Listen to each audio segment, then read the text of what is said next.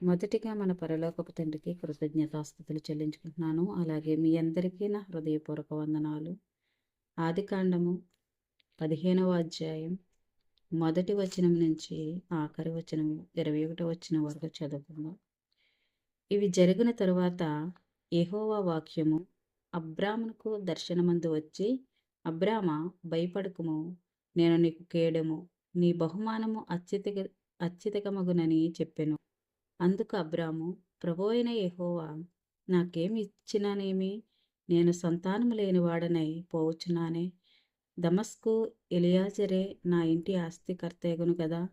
మరియు అబ్రాము, ఇదిగో, నీవు నాకు సంతానమియ్యలేదు గనుక నా పరివారములో ఒకడు నాకు వారసుడగునని చెప్పగా, యెహోవా వాక్యము అతని యొద్దకు వచ్చి, ఇతడు నీకు వారసుడు కాడు, నీ గర్భవాసమున పుట్టబోచున్నవాడు నీకు వారసుడగునని చెప్పెను. మరియు ఆయన వెలుపలికి అతని తీసుకుని వచ్చి, నీవు ఆకాశము వైపు తేరిచూచి నక్షత్రములను లెక్కించుటకు నీకు చేతనైతే లెక్కించుమని చెప్పి, నీ సంతానం అలాగునగునని చెప్పెను. అతడు యెహోవాను నమ్మెను. ఆయన అది అతనికి నీతిగా ఎంచెను. మరియు ఆయన, నీవు నీ దేశమును స్వతంత్రించుకొనున్నట్లు దాని నీకిచ్చుటకు కల్దీయుల ఊరను పట్టణంలో నుండి నిన్ను యువతలకి తీసుకుని వచ్చిన యెహోవాను నేనే అని చెప్పినప్పుడు అతడు, ప్రభువైన యెహోవా, నేను దీన్ని కొనిదనని నాకెట్లు తెలియననగా, ఆయన 3 ఏండ్ల పెయ్యను, 3 ఏండ్ల మేకను, 3 ఏండ్ల పొట్టేలును, ఒక తెల్లగువ్వను, ఒక పావురపు పిల్లను నా యొద్దకు తెమ్మని అతనితో చెప్పెను.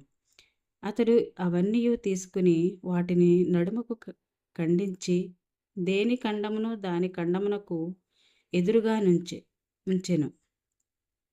పక్షులను అతడు ఖండింపలేదు.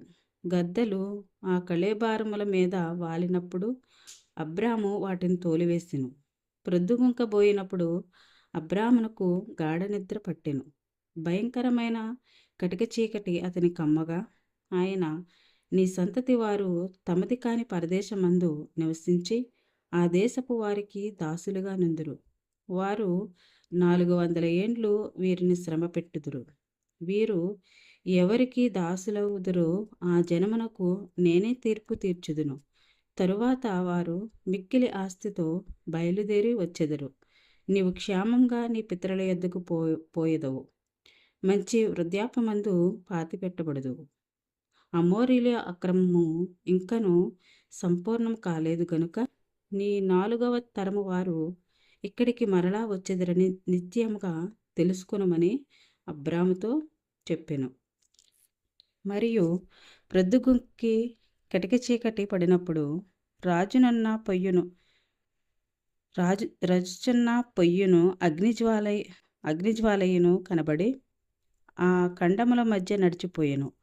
ఆ దినమందే యెహోవా ఐగుప్తు నది మొదలుకొని గొప్ప నది అయిన యూఫ్రటీసు నది వరకు ఈ దేశమును అనగా కెనీయులను, కనిజ్జీయులను, కద్మోనీయులను, హిత్తీయులను, పెరిజ్జీయులను, రెఫాయీయులను, అమోరీయులను, కనానీయులను, గిర్గాషీయులను, యెబూసీయులను నీ